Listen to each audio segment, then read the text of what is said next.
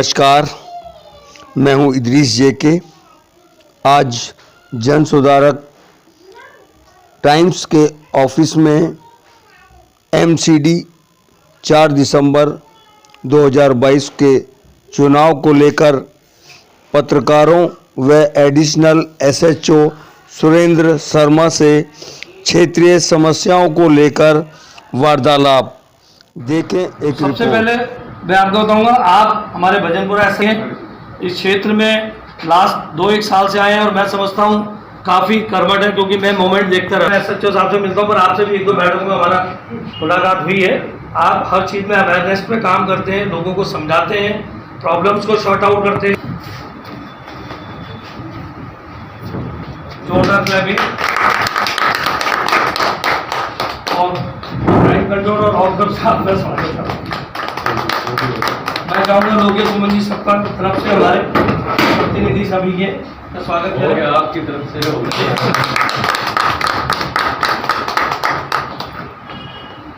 उसमें 2 शब्द अपने इनको बताएं, कैसे कैसे हमें काम करना चाहिए। क्या कि आपको क्या प्रॉब्लम है? आप लोग वॉलंटियर हैं, क्राइम से जुड़े हुए हैं, क्राइम भी देखते हैं, पुलिस स्टेशन में भी आपकी विजिट है।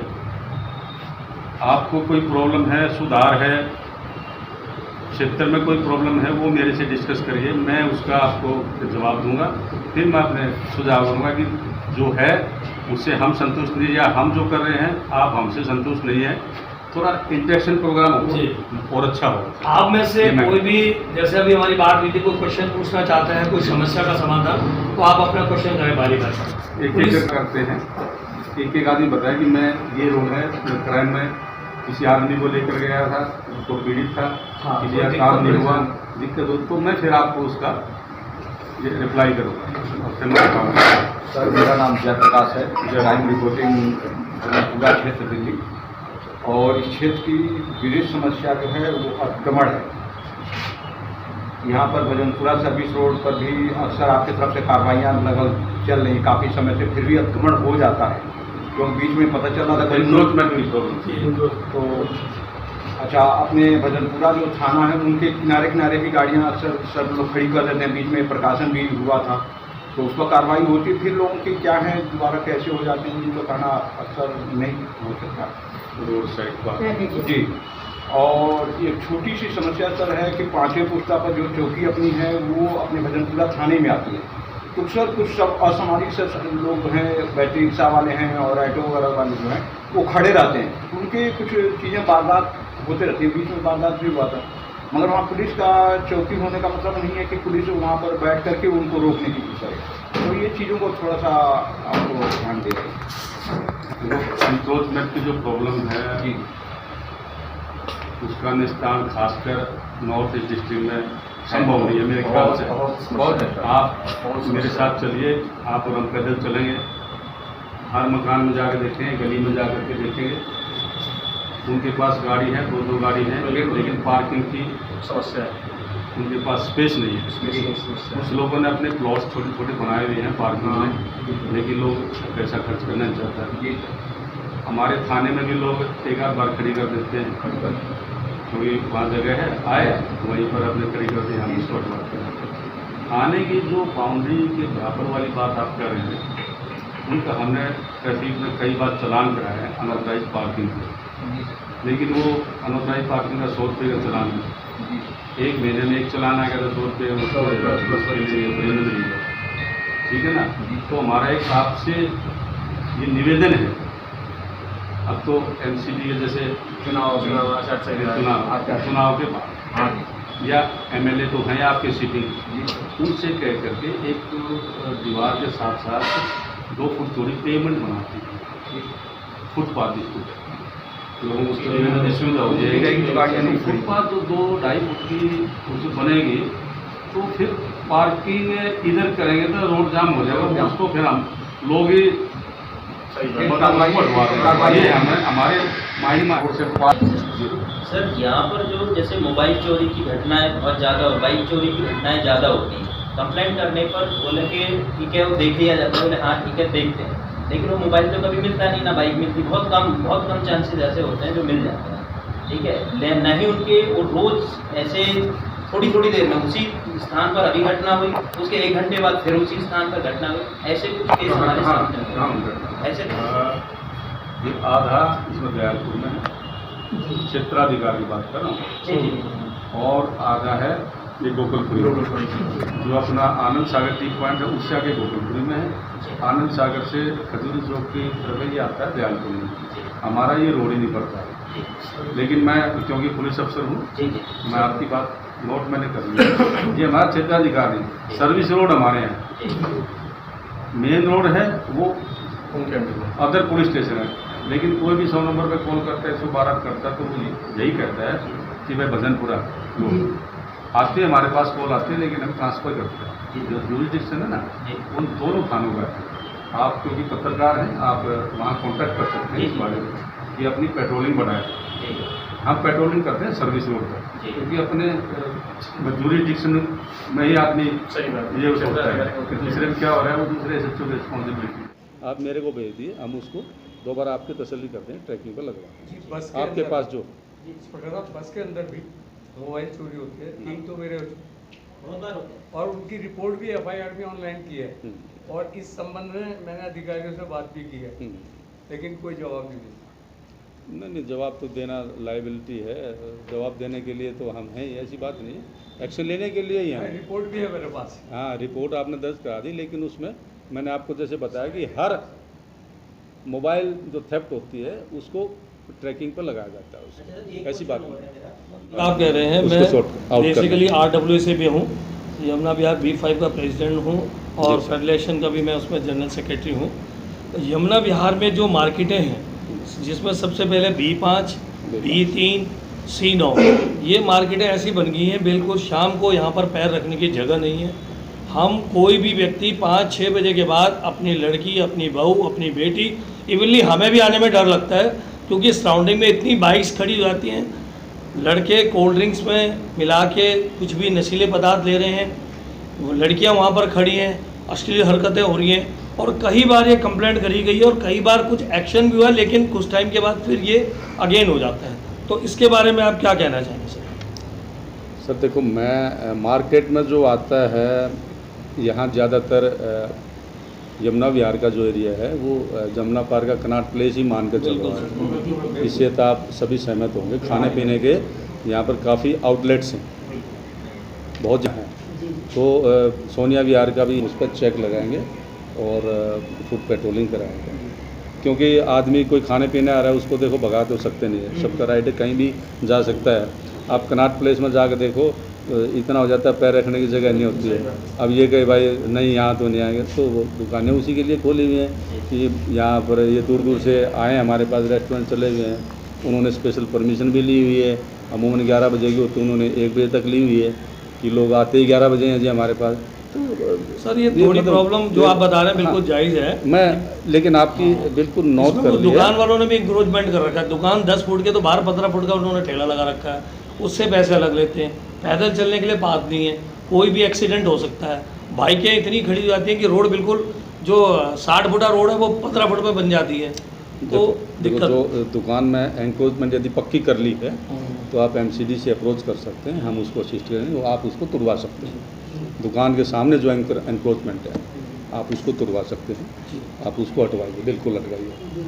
दूसरी 1:30 बजे के बाद ये हालत हो जाती है कि इतना पब्लिक, बच्चों का इतना जूम होता है, और वो बच्चे ऐसे होते हैं जैसे बंदर सेना, कोई गलती से भी उनसे टकरा गया तो वो सारे उस पर छूट पड़ते हैं, जबकि उसकी कोई गलती नहीं हुई। ये आए दिन, हर तीसरे चौथे दिन मैं देखता हूँ। तो कुछ व्यवस्था ऐसी की जाए, उस समय पेट्रोलिंग बढ़ाई जाए, या कुछ स्कूल से संबंधित अध्यापक या जो भी वहाँ के मुख्य अध्यापक हैं उनसे बोल के कि भाई वो बच्चों को बारी बारी छोड़े, या कुछ ऐसी व्यवस्था हो, क्योंकि रोडें पूरी जाम हो जाती हैं। और सबसे बड़ी बात, वो कहीं भी किसी पे भी हमला कर देते हैं, आपस में लड़ते हैं। अभी पीछे आपको पता होगा कि उसने चाकू मार दिया था, किसी ने उसको समझाने की कोशिश की, उसकी मतलब ये तो मेरे सामने 2-3 घटनाएं हो चुकी हैं। तो इसके ऊपर आप क्या कहना चाहेंगे, क्या किया जा सकता है ऐसे? सर ये आपका सौभाग्य है, उसके लिए आप बधाई के पात्र हैं कि आप यमुना विहार में रह रहे हैं, यमुना विहार जैसी जगह में रहे हैं, जमुना पार में। स्कूल्स की बात है, यहाँ सोनिया विहार, करावल नगर तक के बच्चे यहाँ पर पढ़ने आते हैं, क्योंकि यहाँ स्कूल का हो सकता है कि स्टैंडर्ड उनके माइंड में हो कि अच्छा यहाँ पर पढ़ाई है। एक अभी निगम प्रतिभा वाला है, वो इंडिया में 2nd नंबर पर आया है। आपकी जानकारी के लिए बता दूं, हम प्रिंसिपल के पास गए भी थे, उनको इस बाबत हमने ये बधाई भी दी थी कि आपका 2nd आया, ऑल इंडिया में 2nd आया। जो आपका प्रतिभा विभू स्कूल जो है, हाँ जी, दिल्ली स्टेट में स्टेट वाइड स्कूल मिला हुआ है, डॉक्टर कंचन जैन स्कूल। हाँ, मैं इंडिया की बात कर रहा हूँ। ऑल इंडिया में 2nd है, दिल्ली में तो 1st है ही। प्रतिभा बहुत बड़ी बात। ठीक है ना। तो आप ऐसे इसमें ये क्षेत्र में रह लें कि यहाँ हो सकता है सरकारी स्कूल में पढ़ाई का स्तर ऊपर है और स्कूल की कंपैरेटिवली। तो यहाँ जो बच्चों की तादाद है, हम हर स्कूल में गए थे, किसी में 4000 बच्चे हैं एक पाली में, किसी में 5000 हैं, और यहाँ 22 स्कूल्स हैं। तो कुल मिलाकर के एक टाइम में यहाँ 30-40 हज़ार बच्चे की स्ट्रेंथ है। ये काफ़ी बहुत बड़ी प्रॉब्लम है। और एक टाइम में जैसे 12:30 बजे छुट्टी हुई और 1 बजे दूसरी शिफ्ट हुई, तो वो ऐसा मिंगलअप हो जाता है कि एक टाइम में यहाँ कम से कम 40,000 बच्चे रोड पर होते हैं। ये आपको बात माननी पड़ेगी। उसका वे आउट कुछ नहीं है। हम सेफ्टी एंड सिक्योरिटी के लिए हमने सभी प्रिंसिपल्स की अभी 1 हफ्ते पहले मीटिंग ली थी। उसमें आपके एजुकेशन डायरेक्टर जो मैडम है, नाजमी क्या नाम है, मोहम्मदन है, उनके साथ मीटिंग हुई थी थाने में।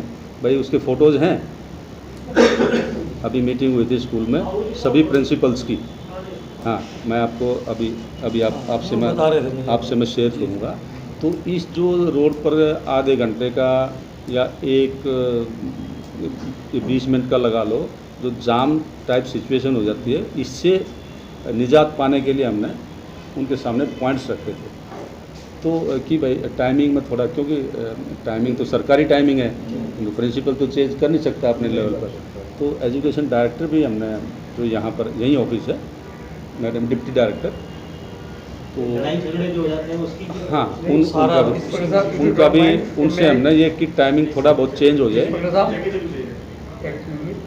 ये जो छुट्टी होती है ना, इसमें बच्चे ऊपर पुल पे से कूदते हुए जल सुधारक ने वीडियो भी प्रसारित करी, कोई ध्यान नहीं देता। इसको मैं एक बार मैं पूरा कर लूँ। मीटिंग में यही हुआ कि अब टाइमिंग में थोड़ा ज़्यादा गैप कर देंगे, 10-15 मिनट पहले छुट्टी कर दें फर्स्ट शिफ्ट की, ताकि वो चले जाएं, फिर दूसरी शिफ्ट है तो कम से कम भीड़ आधी हो जाएगी। तो वो इस बारे में सुझाव आए थे, सोच रहे हैं इस बारे में भी।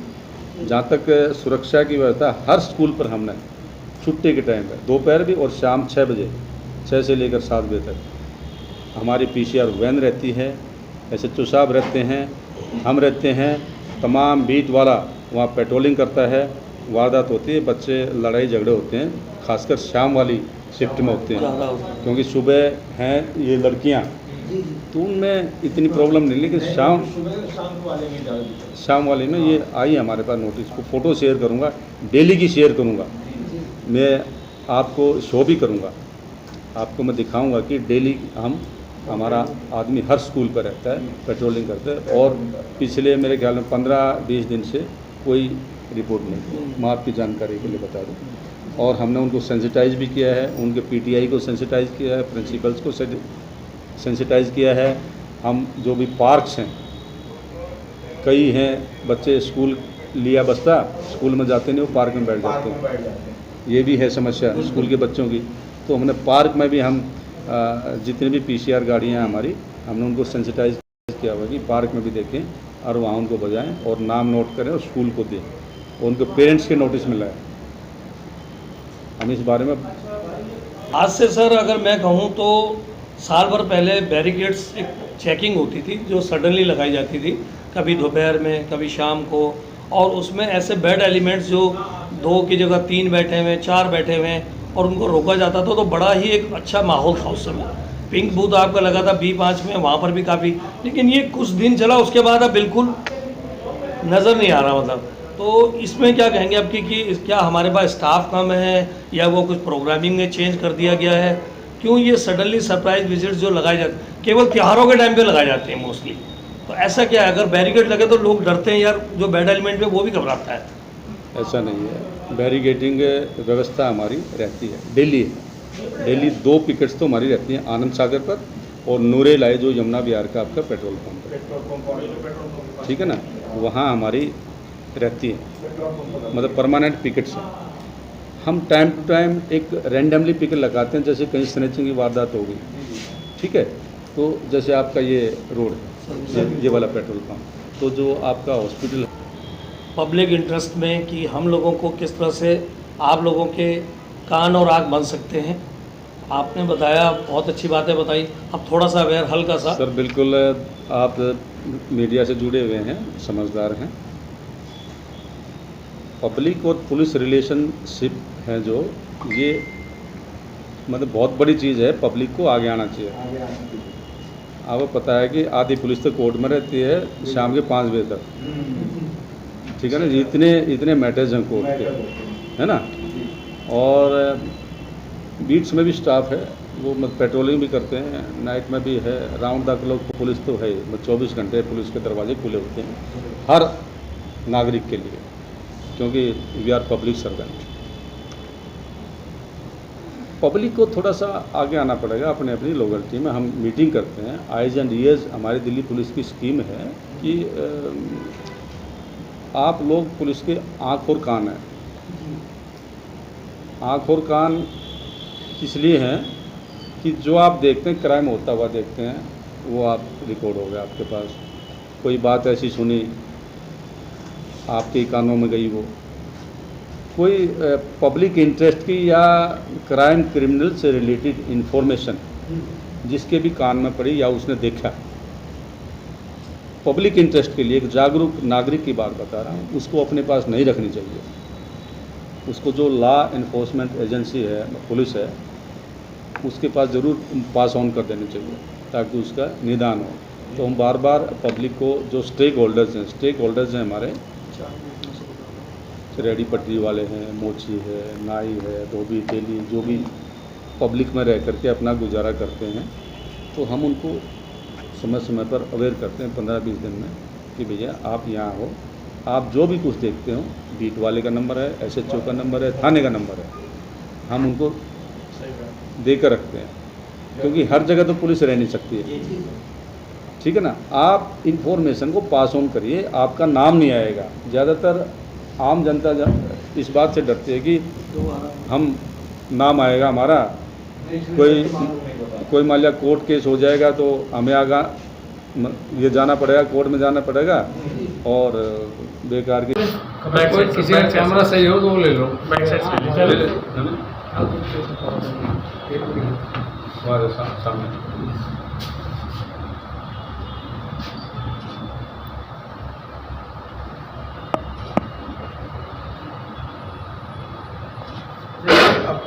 अरे थोड़ी सी वीडियो हो जाए, जरा अभी आ जाए नीचे। हो तो जाएगा। इधर से थोड़ी बनाओ।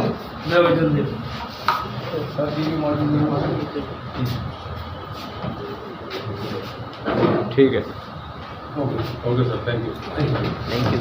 हमारे चैनल में आपका स्वागत है। कृपया लाइक व सब्सक्राइब